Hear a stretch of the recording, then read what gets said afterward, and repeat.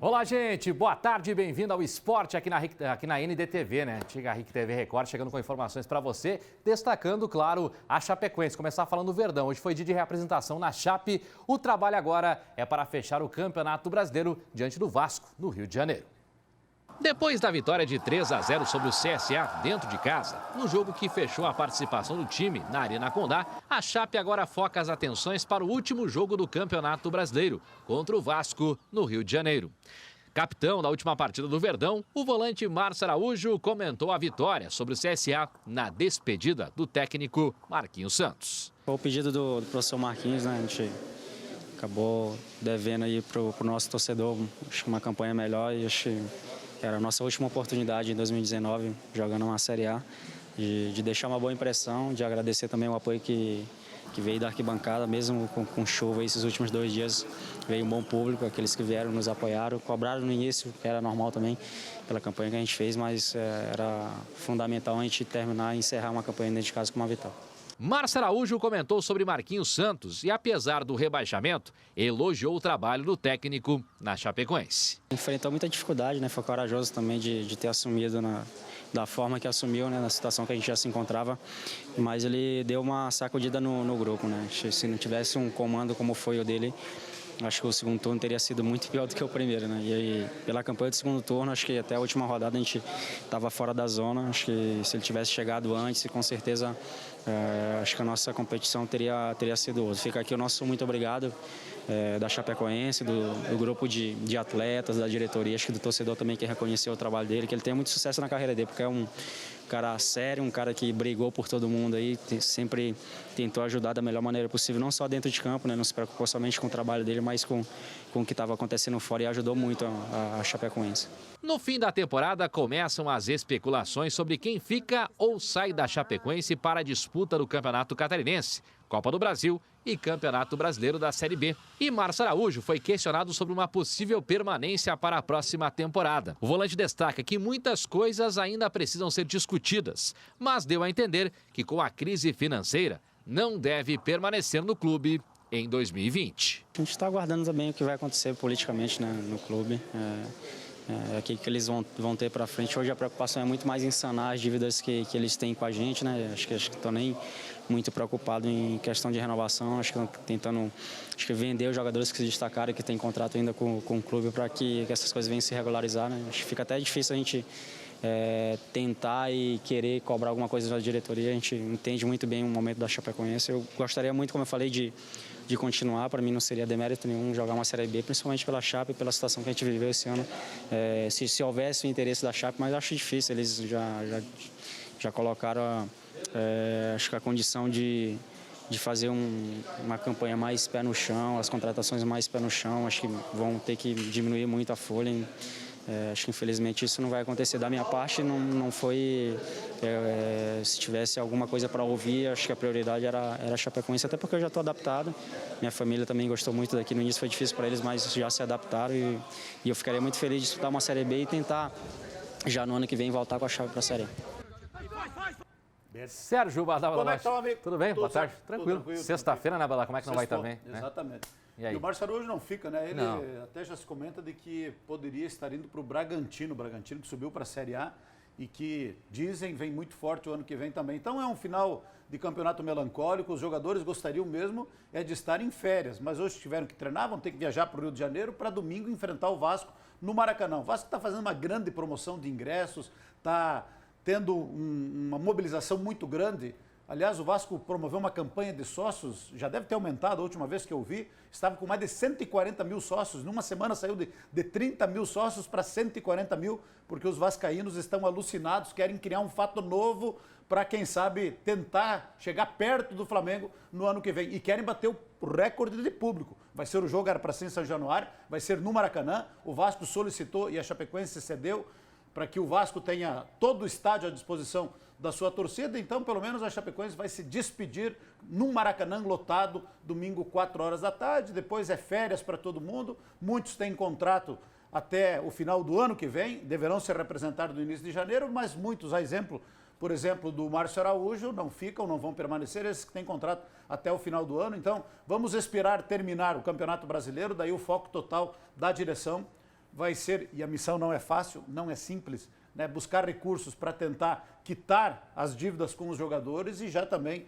projetar a reformulação do elenco que vai estar sob o comando do Emerson Maria na próxima temporada. Pois é, Badá, ontem 2 goleadas marcaram a rodada do Campeonato Brasileiro. Vamos aos gols. Na Arena Grêmio, o Cruzeiro se complicou de vez na tabela de classificação. Ferreira fez o primeiro do tricolor gaúcho. E PP fechou a conta. Grêmio 2, Cruzeiro 0. Em Campinas, Zé Rafael abriu o placar para o Palmeiras.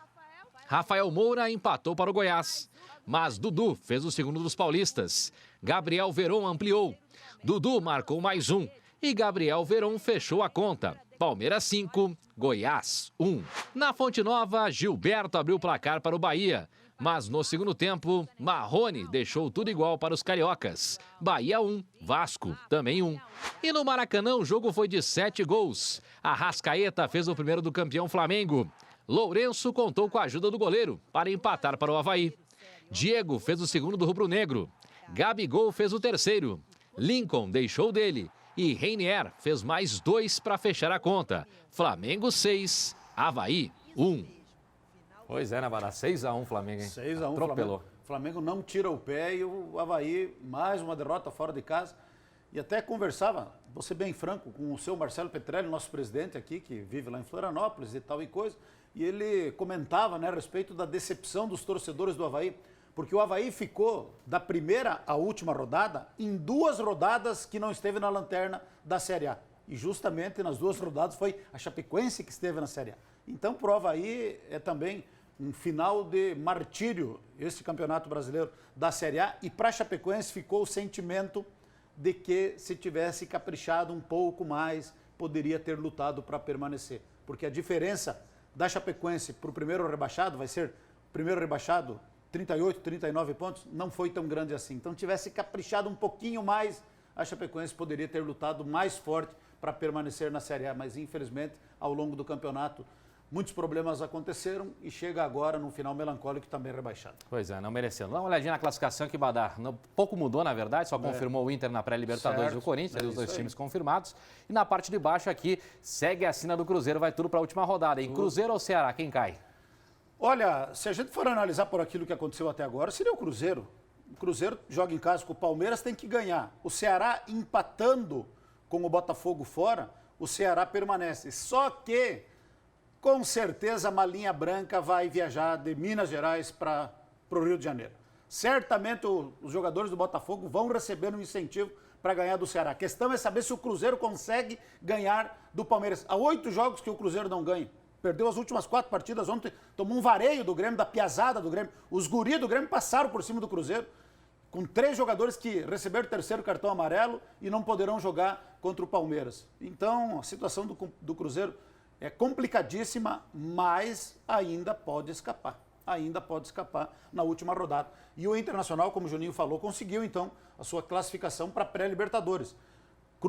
Corinthians e Internacional. A pré-Libertadores são 3 fases. Na primeira, os brasileiros não participam. Aí participa da segunda fase e da terceira. Tem que passar por 2 mata-matas, ou seja, 4 jogos para depois entrar na fase de grupo. Isso tudo em fevereiro. Então o Internacional vai ter que antecipar sua pré-temporada aí, mas o bom é que está pelo menos na pré-Libertadores, isso para Inter e Corinthians, e com boas possibilidades de avançar e seguir em frente e chegar lá na fase de grupos também. E a outra coisa importante, que ninguém fala, mas quem chega entre os 8 da classificação do Campeonato Brasileiro, já está definido, entra nas oitavas de final da Copa do Brasil. Copa do Brasil, esses 8 entram nas oitavas de final. Não precisam passar toda a primeira fase, segunda, terceira, quarta, para chegar lá nas oitavas, não. Entre os 8 já chegam nas oitavas de final, o que é um bom negócio na Copa do Brasil. Pois é, domingo tem a última rodada do Campeonato Brasileiro. Todas as partidas, né, Badá, às 4 horas da tarde. No Beira-Rio, em Porto Alegre, o Internacional recebe o Atlético Mineiro. Já no Mineirão, o Cruzeiro enfrenta o Palmeiras. O Fortaleza joga contra o Bahia no Castelão. Corinthians e Fluminense se enfrentam na Arena Corinthians. O Santos joga na Vila Belmiro contra o Flamengo. Já o Vasco joga com a Chapecoense no Maracanã. Botafogo e Ceará jogam no Engenhão. E na Ressacada, em Florianópolis, o Avaí recebe o Atlético Paranaense. Goiás e Grêmio jogam no Serra Dourada e o CSA recebe o São Paulo no Rei Pelé. Pois é, a última rodada do Campeonato Brasileiro, né, Badá? Pouca coisa em jogo. Começou hoje pela manhã a 4ª edição da Copa Verde e Branca. Boa oportunidade para a garotada e a gente acompanhou como foi essa abertura.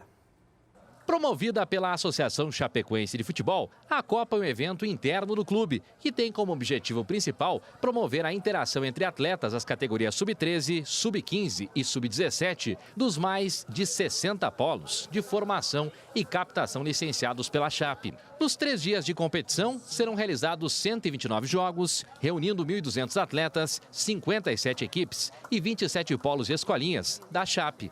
As partidas serão disputadas nos campos de São Vedelino, na Unoesc e no CT da Água Amarela. É um encontro que a gente faz todos os anos. Nós temos a Copinha e a Copa. Então realizamos a Copinha em julho com as categorias de 7, 9 e 11 anos. E em dezembro daí nós fazemos a Copa, que é categorias 13, 15 e 17 anos. E esse ano está bem movimentado assim. A Copa foi criando corpo e a demanda foi crescendo. Então a gente está muito satisfeito com a realização e o encontro da piazada. Essa é a oportunidade para muitos jovens, como é o caso de Eduardo Macena, de 14 anos, que vem de Panambi, no Rio Grande do Sul, para participar da competição. É o sonho de qualquer um aqui estar na base e tudo. E tipo, é um evento muito bem organizado e tudo. A gente vem aqui, tipo, treina duro o ano inteiro para justamente vir nessa Copa, sabe? Então, tipo, para nós é muito importante estar aqui, é uma chance única, vamos dizer assim. Os jogos de encerramento serão na Arena Condá, a partir das 2h30 da tarde do próximo domingo. Já é tradicional essa Copa Verde aí. E é uma ótima oportunidade para esses garotos, principalmente aqueles que são de fora. Eles sempre tiveram muito orgulho de lá fora dizer, olha, eu jogo na escolinha da Chapecoense. E hoje, a exemplo dos 3 anos anteriores, estão aqui em Chapecó para participar desta Copa Verde. Parabéns a todos que trabalham na categoria de base da Chapecoense, que, aliás, esperamos, vai ter que passar também por uma reformulação com a diminuição da receita da Chapecoense. Tomara que o trabalho de base da Chapecoense não seja, de alguma maneira, afetado, porque é o futuro do clube, é o trabalho de base, isso todo mundo sabe. Então, na base também tem que ter um investimento para que a Chapecoense possa ter bons frutos aí no futuro.